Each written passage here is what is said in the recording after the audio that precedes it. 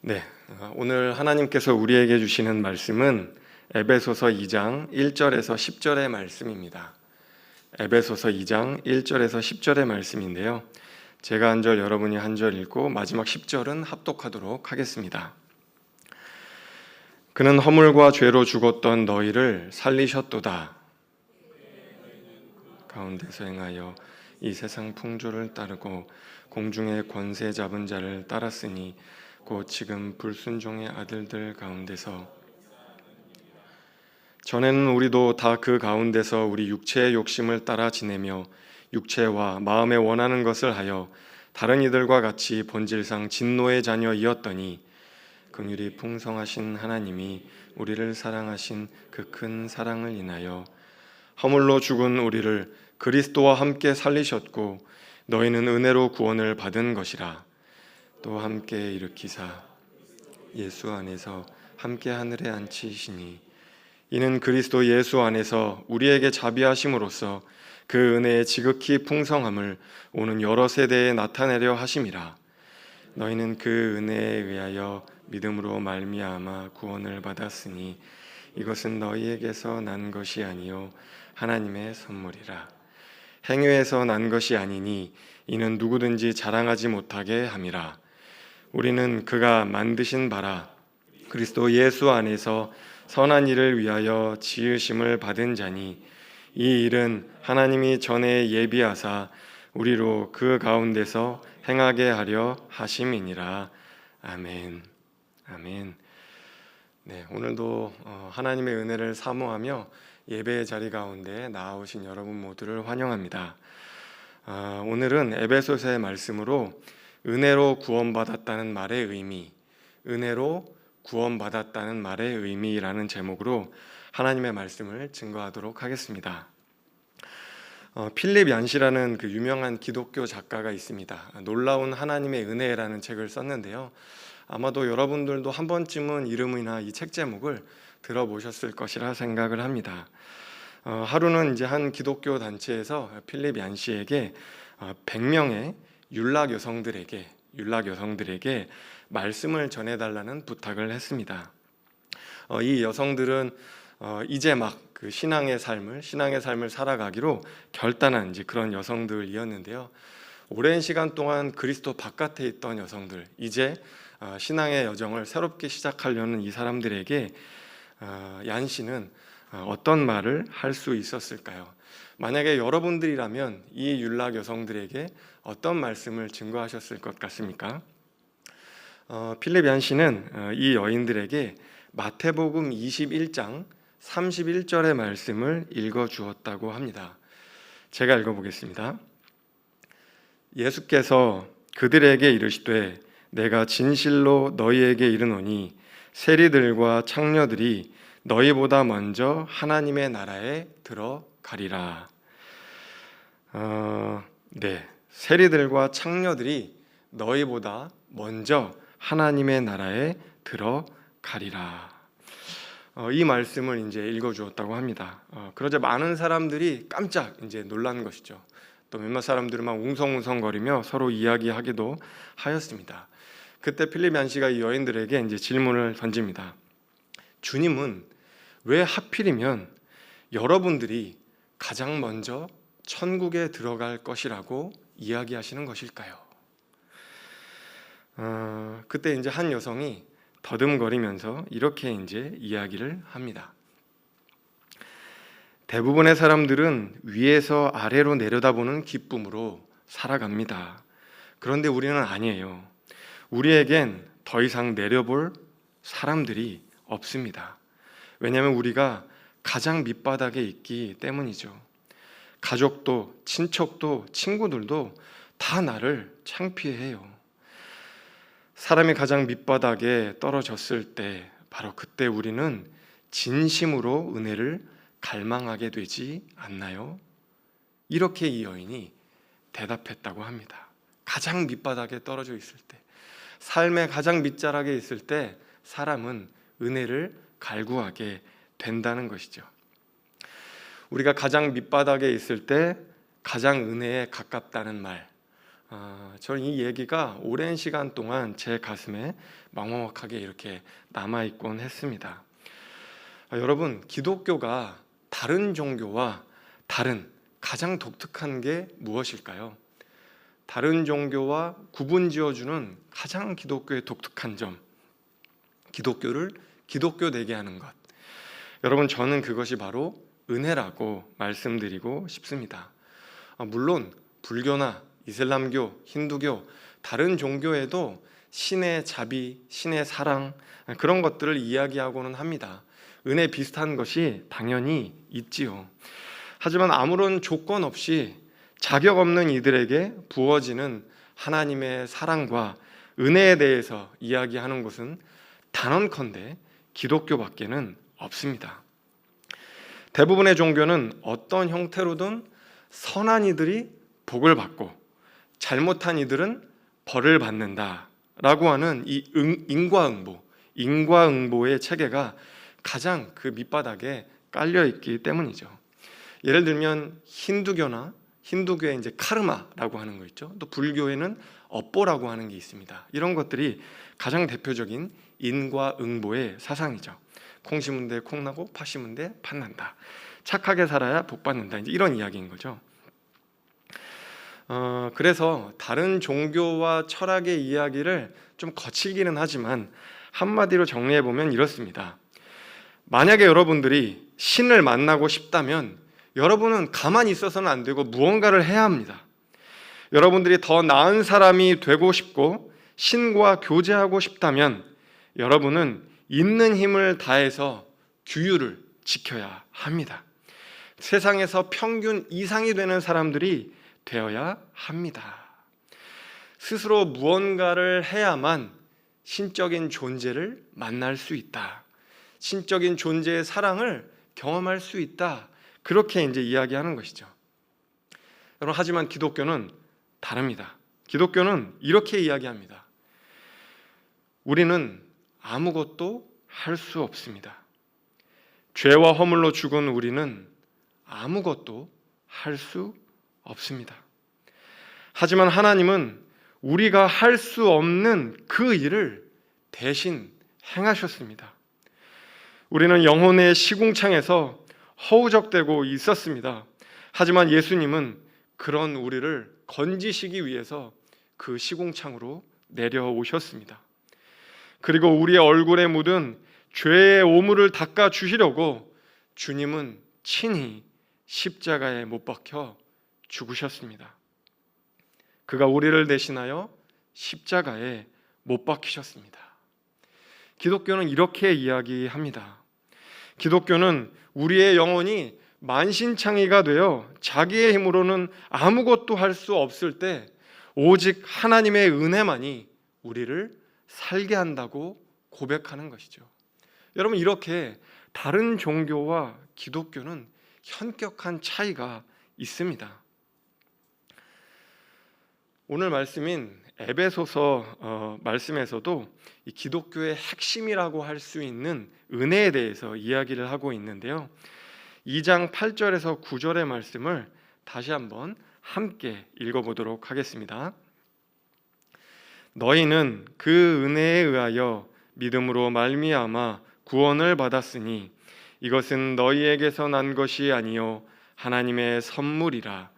행위에서 난 것이 아니니 이는 누구든지 자랑하지 못하게 함이라. 아멘.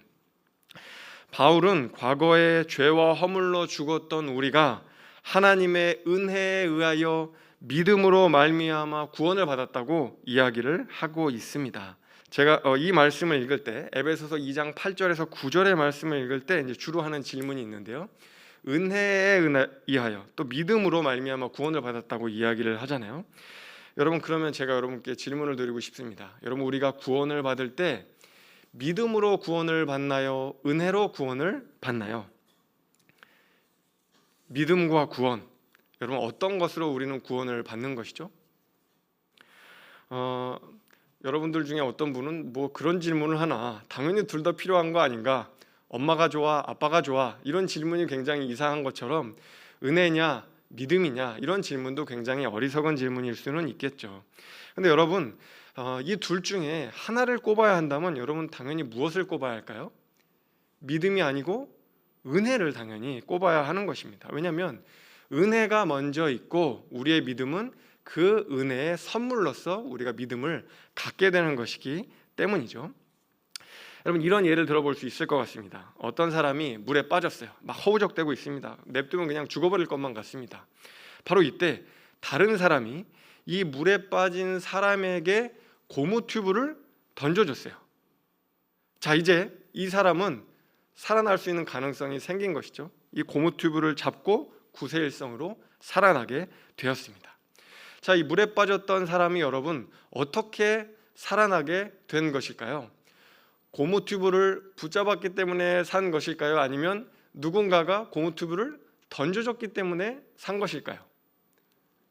둘 다가 맞기는 하지만 여러분 그 상황에서 누가 그 튜브를 안 잡겠어요? 여러분 같으면 안 잡겠습니까? 다 잡죠. 누군가 그 튜브를 던져줬기 때문에 이 사람은 살 수 있었던 것입니다. 우리가 은혜로 구원을 받고 믿음을 통해서 구원을 받는다고 할 때 바로 이런 것이죠. 믿음을 통해서 구원을 받기는 하지만 궁극적으로는 은혜를 통해서 누군가 나에게 튜브를 던져줬기 때문에 살았다고 고백을 하는 것입니다. 기독교는 이렇게 일방적인 하나님의 은혜에 의해서 구원을 받았다고 이야기하는 은혜의 종교입니다. 그런데 여러분 우리가 신앙생활을 하면은 은혜에 대해서 잘 알고 있다고 생각하죠. 맨날 은혜 들으니까 더 이상 뭐 은혜에 대해서 우리가 알 것이 뭐가 있는가, 더 이상 새로운 것도 신선한 것도 없는 것이 바로 은혜다. 그래서 성경에 은혜란 단어가 나오면 오케이 알았어 됐어 뭐 딴 거 없나? 이렇게 이제 생각할 때가 많잖아요. 저도 그럴 때가 왕왕 있곤 했습니다. 그런데요 여러분 저희들뿐만이 아니라 기독교 신학자들도 마찬가지인 것 같아요. 최근 이제 30년간 나온 그 바울 신학에 대한 연구 서적 중에서 가장 중요한 연구를 이제 바울 신학의 은혜에 대한 연구라고 이 신학자들이 이야기를 하곤 합니다. 바로 이제 다음에 나오는 이 책 이미지인데요. 바울과 선물이라는 이 책입니다. 2년 전에 이제 번역이 됐는데 이제 존 바클레이라고 하는 이제 영국의 이제 교수가 이 책을 이제 썼습니다. 근데 이 책의 부제가 이제 바울 신학의 은혜에 대한 연구예요. 도대체 우리가 은혜에 대해서 뭐 더 연구할 게 있나? 우리가 다 알고 있는 거 아닌가? 이렇게 생각하실 수 있는데 더 연구할 게 있다는 겁니다. 그리고 이 책이 최근 30년간 나온 바울 신학 책 중에서 가장 잘 쓰여진 탁월한 연구 성과다라고 많은 기독교 신학자들에 의해서 칭찬을 받습니다. 도대체 무엇이 그렇게 특별한가? 이 바클레이 교수님은 이렇게 이제 이야기를 합니다. 이 은혜에 대해서 연구하기 위해서 이 은혜와 가장 비슷한 게 선물이라고 이분은 이제 생각을 하고 고대 사회에서의 선물의 의미를 이분이 이제 문화인류학적으로 막 연구를 해요. 그랬더니 이제 놀라운 이제 발견을 합니다. 고대 사회에서 문화인류학적인 연구를 통해서 발견한 건 뭐냐면 오늘날 선물의 의미와 고대 사회의 선물은 전혀 달랐다는 거예요. 우리가 이제 흔히 선물이라고 하면 누군가한테 이제 선물을 주면 저 사람이 나한테 선물을 되돌려 줄 거를 생각하고 선물을 주지는 않잖아요. 저 사람에게 이 선물이 필요하니까, 저 사람이 생일을 맞았으니까, 저 사람에게 복된 일이 있으니까 우리는 선물을 주는 것이지 뭔가 돌려받을 것을 생각하고 선물을 준다는 의미로 선물 개념을 생각하지는 않습니다. 그런데 고대 사회에서의 선물 개념은 그렇지 않았다는 거예요. 이렇게 뭔가 보답 없이 기대 없이 뭔가를 주는 선물은 지극히 현대적인 개념이고요. 고대 사회에서는 그런 식의 선물 개념이 없었다는 거예요. 그럼 고대 사회에서는 어땠는가? 고대 사회에서 선물을 준다는 건 저 사람이 선물을 받을 만한 자격과 가치가 있다라고 인정됐을 때에만 선물을 준다는 거예요. 내가 무언가를 돌려받을 생각을 하고 선물을 준다는 것이죠. 고대사의 선물은 그런 거라는 거예요. 저는 굉장히 이 이야기가 신선했어요. 그런가? 근데 왜 그렇지? 왜 그때는 그렇게 생각을 했지? 이 바클레이 교수님 이렇게 이야기를 합니다. 사회적인 결속 때문인 거죠. 상류층은 상류층들끼리 교류를 하기 위해서 사회적인 결속감을 갖기 위해서 이렇게 뭔가 자신에게 담례할 수 있는 사람들에게만 선물을 줬다라고 하는 것이죠. 물론 황제가 백성들에게 내가 호의를 베풀겠다, 내가 은혜를 베풀겠다 하고 무언가 하사품을 내려줄 때도 있죠. 그런데 그럴 때라도 황제는 아무것도 기대하지 않는 것이 아니라 내가 이것을 베풀면 백성들이, 국민들이 나를 칭송하겠지, 나를 좋은 왕이라고 칭찬하겠지, 그런 명예를 기대하면서 선물을 줬다라고 하는 것이 이 바클레이 교수님의 이야기입니다. 그러니까 고대 사회의 선물이라고 하는 것은 자발적으로 주는 것 같지만 사실 강제성이 있고요, 사심이 없이 주는 것 같지만 사실은 뭔가를 기대하고 주는 거니까 사심이 있었다. 이것이 이제 고대 사회의 선물이라고 하는 겁니다. 아마 오늘날에는 이 부조가 부조금 이렇게 저희가 한다고 얘기하잖아요. 이것이 조금 이제 여기에 가깝지 않은가라는 생각이 드는데요. 여기서 이제 중요한 거는요, 고대 사회에는 무조건적으로, 그러니까 받을 만한 자격과 가치가 없는 사람에게 무조건적으로 베풀어주는 은혜나 선물이라는 개념은 거의 없었다는 거예요. 거의 존재하지 않았다는 겁니다. 고대 사회 사람들은 내 선물을 받을 만한 자격과 가치가 있는 사람들에게만 선물을 줬다는 거예요. 그냥 일반 통속적인 사회뿐만 아니라 종교도 그랬다는 겁니다. 대부분의 종교 역시 신의 호의, 신들의 어떤 환심을 사기 위해서 신에게 잘해야 한다고 생각을 했다는 것이죠. 제가 생각하기에는 대표적인 게 오늘날 이제 조상제사가 이와 비슷하지 않은가라는 생각을 합니다. 저는 이제 그 전통적인 그 집안에서 컸습니다. 유비율거 집안에서 이제 컸는데요. 제 족보를 이야기하자면요, 송강 정철 처사공 학파의 13대 종손입니다. 그래서 이제 저는 어릴 때부터 제사를 참 많이 지내면서 이제 컸어요. 그런 걸 많이 받고 어르신들한테 이제 그런 이제 유교적인 그런 교육, 또 불교 교육 이런 것들이 이제 일정 부분 받으면서 이제 컸습니다. 근데 제가 이제 어르신들께 많이 들었던 이야기가 이제 그런 거였어요. 조상님 잘 모시면 복 받고, 조상님 잘 못 모시면 벌 받는다. 우리가 조사님께 복을 지어야 된다. 이제 그런 이야기를 어르신들께 참 많이 들었습니다. 이제 그런 것이죠. 제사라는 게 뭔가 처음에는 감사의 의미로 시작했을 수도 있겠지만 이것이 시간이 지나면서부터 언젠가 그 변질된 것 같아요. 후손들이 잘해야 조상신이 그 후손에게 복을 준다. 받을 자격이 있는 후손들에게만 조상신은 복을 준다. 이제 이렇게 이제 변질되어져 버린 것이죠. 바클레이 교수에 의하면 이런 식으로 형성된 고대 사회의 선물 개념, 주거니 받거니 하는 이런 식의 선물 개념을 최초로 무너뜨린 종교가 있다는 거예요. 여러분, 그게 뭘까요? 그게 바로 기독교입니다. 기독교가 아닌 다른 종교는 이 선물 체계를 어느 종교도 깨뜨리지를 못했다는 겁니다. 받을 만한 자격이 없는데도, 복 받을 만한 행위를 하지 않았는데도 불구하고 신의 베풀어주는 선물이 있는데 그것이 바로 하나님의 은혜라고 우리 주님은 이야기하고 있는 것이죠.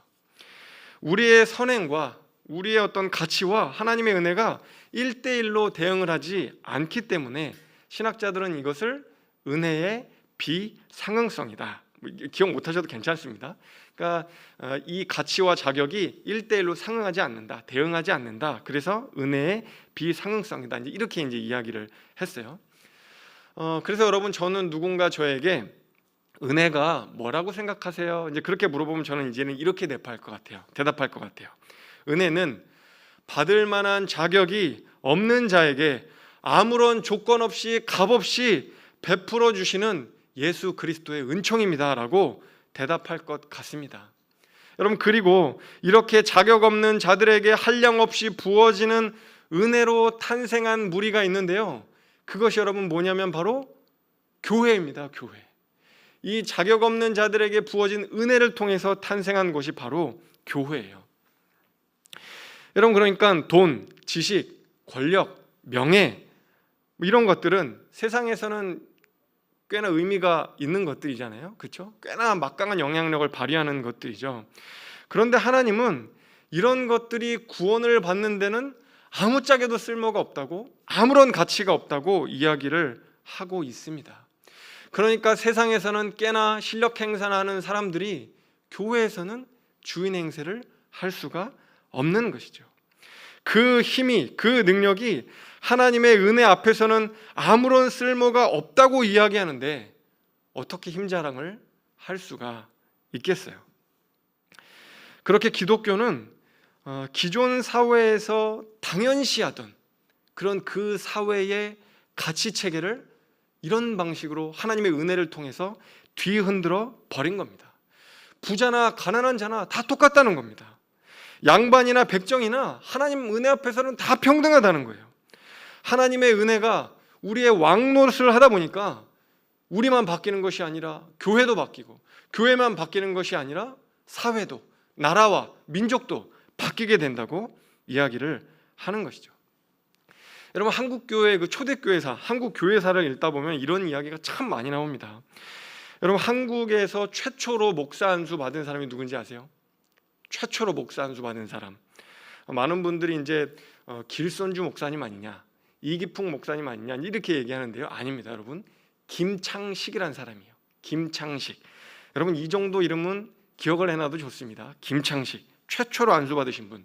1901년에 안수를 받으셨어요. 목사 안수를. 길선주 목사님은 1907년에 받으셨습니다. 그러니까 6년 빨리 이분이 이제 안수를 받은 거죠. 근데 여러분, 이분의 직업이 좀 놀라워요. 이분의 직업이 뭐냐? 머슴이에요. 머슴. 김창식이란 분은 머슴이었습니다. 그리고 말이나 끌고 다니는 마부였어요. 저기 왼쪽에 있는 분이 김창식입니다. 머슴이고 이제 말을 끄는 이제 마부였던 거죠. 근데 이제 이분의 이분의 이름을 사람들이 이제 어떻게 불렀냐면 이제 선교사님들이 이분의 이제 이름을 영어로 이제 표기를 하는데 영어로 이제 김창식 이렇게 써야 되잖아요. 근데 이 맨 마지막에다가 I나 Y를 더 붙여요. 그래서 김창식이라고 안 부르고 영어로 이제 발음을 하면 김창식이 이렇게 되는 거예요. 여러분, 진짜 이름이 영어 이름이 그랬대요. 왜 그랬을까요? 사람들이 이제 머슴이고 마부니까 그냥 막 부른 거예요. 어이 창식이, 이복의 창식이 어디 가는 거야? 이렇게 이제 부르니까 창식이란 이름이 창식이가 돼버린 거예요. 그냥 막 부르다 보니까. 그래서 영어 이름이 김창식이, 목사님이 되어서도 김창식이 이렇게 된 겁니다. 여러분, 기가 막힐 일이죠. 1911년 승동교회에서는 최초로 장로를 이제 선출을 했는데요. 박성춘이라는 사람이 장로로 이제 초대 장로가 되었습니다. 여러분, 이 박성춘이라는 사람의 사회적인 신분이 뭐였을까요? 박성춘 양반이었을까요? 백정이었습니다. 백정. 소나 돼지 이제 그 짐승 잡는 역할을 이제 했던 사람이 이제 백정이잖아요. 그래서 거의 인간 취급을 못 받았던 사람이 백정이죠. 그런데 이 사람이 장로로 이제 선출이 됐어요. 그러니까 몇몇 사람들이 이거를 어떻게 백정이 장로가 되느냐 그러면서 막 이제 따지고 항의를 했는데, 그때 그 교회를 지도하던 무어 선교사님이 무슨 이야기 하는 것이냐, 하나님의 은혜 앞에서 양반이 어디 있고 백정이 어디 있고 노예가 어디 있단 말입니까? 우리는 다 하나님 은혜 앞에서 평등한 하나님의 형상을 따라 지음받은 사람들입니다 라고 이야기하면서 이 백정 출신의 박성춘을 장로로 세웠어요. 여러분, 1900년 강화에서 둘째가라면 서러울 정도로 부자인 사람이 있었는데 이 사람 이름이 종순일이라는 사람이에요. 종순일. 어마어마한 부자였다고 합니다. 근데 마태복음 18장에 악한 종의 비유를 이 사람이 읽게 돼요. 여러분, 그 이야기 아세요? 1만 달란트 탕감받은 그 종의 비유, 그렇죠? 근데 그 탕감받은 종이 나가면서 어떻게 됩니까? 자기한테 100데나리온 빚진 사람을 만나요. 자기는 좀 전에 1만 달란트를 탕감을 받았는데 그 100데나리온 빚진 사람한테 너 왜 빚 안 갚아? 그러면서 옥에 가둬버리잖아요. 그러니까 얼마나 이게 황당한 일입니까? 그래서 그 사람을 다시 임금님이 불러다가 네가 어떻게 그렇게 악한 일을 하느냐 그러면서 이 사람을 다시 옥에 가둬버리죠. 근데 이 부자 종순이라는 사람이 이 마태복음 18장의 이야기를 읽고 마음에 찔림이 오는 거예요. 주님 앞에 회개를 하는 거죠. 하나님, 제가 바로 그 악한 종입니다. 제가 바로 그 나쁜 종이었습니다 라고 고백을 하면서 자신이 그 수많은 사람들에게 빌려줬던 그 빈 문서 있죠. 그 빈 문서를 다 가져다가 사람들이 보는 앞에서 불태워버렸대요. 이 빈 문서를. 여러분, 그것뿐이 아닙니다. 자신의 전 재산을 다 팔아다가 가난한 사람들과 교회에다가 다 나눠주고, 그것도 모자라서 이 사람은 아내와 함께 그 괴나리 보찜을 메고 전국 8도를 돌아다니면서 가난한 전도자의 삶을 살다가 생을 마감했다고 합니다. 이게 종순일의 이야기예요. 그리고 또 같은 무렵에 김씨 부인이라는 사람도 있었다고 하죠. 이 김씨 부인은 복섬이라고 하는 여종이 이제 있었는데요. 80세가 넘어서 이제 신앙생활을 이제 해서 이제 뒤늦게 이제 하나님을 믿게 된 거죠. 근데 성경을 읽다 보니까 예수님이 내 삶의 주인이구나. 내가 내 삶의 주인이 아니라 예수님이 내 삶의 주인이구나. 내가 더 이상 주인 행세를 할 수가 없구나. 그 이제 깨달음이 들자, 예수님이 내 주인인데 내가 어찌 하나님 앞에서 주인 행세를 할 수 있겠는가 하면서 자신이 종으로 부리던 이 복섬이라고 하는 그 여종의 그 종 문서를 꺼내서 교인들 앞에서 또 역시 불태워버렸다고 해요. 그러면서 너는 이제 자유다. 복섬아, 너는 이제 더 이상 종노릇 할 필요가 없다. 자유니까 이제 너는 너 살고 싶은 대로 나가서 살아라. 그렇게 이제 이야기를 했어요. 근데 이제 복섬이가 그걸 받아들이기를 힘들어하는 거예요. 마님, 제가 어떻게 그럴 수 있겠어요? 평생 마님을 섬겨왔는데 어떻게 제가 그렇게 자유인의 삶을 살 수 있겠습니까? 저는 도대체 그렇게 할 수가 없습니다. 그러면서 막 울부짖으면서 이야기를 하니까 이 김씨 부인이 어떻게 했냐면 이 복섬이를 종에서 양녀로 입양을 해요. 여러분, 복섬이가 종에서 딸이 되었어요. 자녀가 되었습니다. 여러분, 한국교회 초대사를 보면요, 이런 이야기가 수두룩합니다. 너무나 많아요. 다 헤아릴 수가 없을 정도로 이런 이야기가 많이 나옵니다. 바로 이것이 하나님의 은혜의 능력인 것이죠. 여러분, 성경에도 보면 이런 이야기가 수두룩하게 많은데요. 예를 들어 마가복음 10장에 보면 바디메오라는 사람이 나와요. 바디메오를 뭐라고 소개하냐면요, 맹인이자 거지다. 맹인이자 거지다. 여러분, 거지여도 삶이 너무나 힘든데 맹인이래요. 볼 수가 없어요. 도대체 어떻게 자신의 삶을 끌어나아갈 뭐가 없는 그런 사람인 거죠. 매일 구걸하면서 살았겠죠. 누군가 도와주지 않으면 도무지 살아갈 수 없는 그런 사람이었겠죠. 그런데 여러분, 제가 이 사람의 이름 뜻을 알고 깜짝 놀랐어요. 바디메오. 바는 이제 아들이라는 뜻이에요. 아들. 디메오는 이제 히브리어로 이 이름 뜻을 풀이해 보면, 여러분 놀라지 마세요, 쓰레기라는 뜻입니다. 쓰레기, 오물. 여러분, 그러면 이 이름 뜻이 무슨 말이 되는 거죠? 쓰레기의 아들, 오물의 아들. 그럼 어떻게 사람 이름을 이렇게 지을 수 있을까요? 여러분, 쓰레기의 아들, 오물의 아들이라는 이름을 가지고 평생을 살았던 바디메오입니다. 여러분, 누가 자기의 이름을 부를 때 좋았을까요? 이 쓰레기의 자식아, 이 오물의 자식아. 자기의 이름이 불려질 때마다 얼마나 수치스러웠을까. 저는 그런 생각을 해봅니다. 그는 온 세상의 가장 밑바닥에 있던, 더 이상 내려갈 수 없는 가장 밑바닥에 있던 그런 사람이었어요. 아무도 상대해주지 않던 그런 사람이었습니다. 이 사람이 예수님이 오신다는 소식을 듣고 다윗의 자손 예수여, 제발 날 좀 불쌍히 여겨주십시오. 다윗의 자손 예수여, 날 불쌍히 여겨주십시오. 그렇게 외칠 때 사람들이 심지어는 그것도 외치지 못하게 했어요. 입 막으라고. 왜 그렇게 큰 소리로 외치냐고, 입 막으라고, 가만히 있으라고 사람들이 제지를 했습니다. 세상의 눈에는 정말 자격이 없는 사람이었어요, 바디메오는. 그런데 그런 자격이 없는 사람을, 세상이 자격을 부여하지 않은 그 바디메오에게 예수님은 다가가셔서 발걸음을 멈추고 그 바디메오의 눈을 고쳐 주셨습니다. 아무도 인간답게 대해주지 않던 바디메오를 우리 주님은 인간답게 대해 주신 것이죠. 우리 주님은 달랐어요. 여러분, 이것이 바로 우리 주님의 은혜고 우리 주님의 은혜를 받은 이들인 교회에서 발생할 수밖에 없는 그런 일들입니다.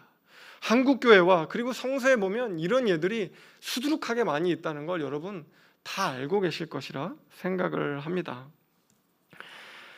여러분, 이제 말씀을 제가 맺으려고 하는데요. 저는 오늘 하나님의 은혜에 대해서 이야기를 했습니다. 이 은혜는 자격 없는 자들에게 베풀어 주시는, 끝도 없이 베풀어 주시는 하나님의 은혜입니다. 죄인인 우리가 자격 없이 받았기 때문에 우리는 어느 누구에게도 자랑을 할 수 없어요. 우월감을 나타낼 수가 없습니다. 우리 안에서 발생한 것이 아니기 때문이죠. 여러분 이렇게 질문하실 수도 있죠. 그래요, 알겠어요. 제가 은혜로 구원받았다는 거 알겠습니다, 목사님. 근데 그래서 도대체 어쨌다는 것이죠? 그래서 제가 어떤 삶을 살아야 한다는 것이죠? 여러분 그렇게 질문하실 수도 있습니다. 여러분 자격이 없는 우리가, 자격이 없음에도 구원받은 우리가 어떤 삶을 살아야 하는가? 놀라운 하나님의 은혜를 쓴 필립 얀시는 이렇게 이야기를 합니다. 교회에게만 기대할 수 있고 교회만이 할 수 있는 유일한 것, 그것은 바로 은혜를 베푸는 것이다. 교회만이 할 수 있는 유일한 것, 그것은 하나님의 은혜를 베푸는 것이다 라고 필립 얀시는 이야기하고 있습니다. 여러분 동의하지 않으십니까? 교회만이 할 수 있는 것, 이 세상이 자격이 없다고 생각하는 사람들에게 다가가서 하나님의 온기와 사랑을 나눠주고 베풀어주는 것, 그것은 교회만이 할 수 있는 것이다. 그리고 교회가 꼭 해야 하는 것이다 라고 주님은 말씀하고 계시는 것이죠. 오늘 에베소서 2장 10절에 보면 그런 말씀이 있죠. 우리가 선한 일을 위하여 지음을 받았습니다. 우리가 선한 일을 위하여 지음을 받았습니다. 여러분 이게 도대체 무슨 말일까요? 선한 일을 위하여 지음을 받았다. 여러분 그런 것입니다. 우리가 선한 일을 위하여 지음을 받았다는 건 우리만이 할 수 있는 것, 곧 은혜로 세상을 섬기는 것, 그 하나님의 은혜를 베푸는 것, 우리가 누리고 우리가 받았던 그 예수 그리스도의 은혜와 사랑을 이 세상 가운데 나누는 삶을 살아야 한다고 에베소서 2장 10절은 이야기하고 있는 것이죠. 저는 우리가 누리고 있는 그 은혜를 이 세상에, 그리고 우리 가정과 우리 일터와 우리 모든 삶의 터전에 베푸는 일에 우리 모두가 헌신하면 좋겠습니다. 자격 없는 우리가 깊은 은혜를 받았다면 우리도 자격 없다고 여겨지는 이들에게 그 은혜를 베풀 수 있어야 합니다. 죄와 허물로 죽었던 우리를 우리 주님이 끌어안아 주셨다면 우리도 죄와 허물로 악취가 나는, 정말 고약한 냄새가 나는 그런 이웃을, 그리고 세상을 끌어안을 수 있어야 하는 것이죠. 필립 얀시는 오늘날 교회를 바라보며 이런 이야기를 합니다.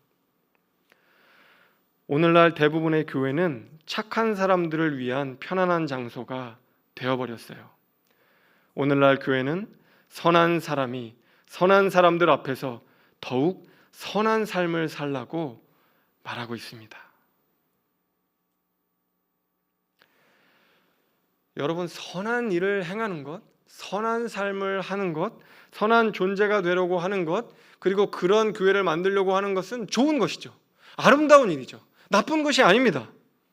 여러분 그런데 만약 우리가 선한 사람들, 좋은 사람들끼리만 모여 살려고 생각한다면 여러분 그것은 하나님 보시기에 악한 생각이라고 말씀드리고 있는 것입니다.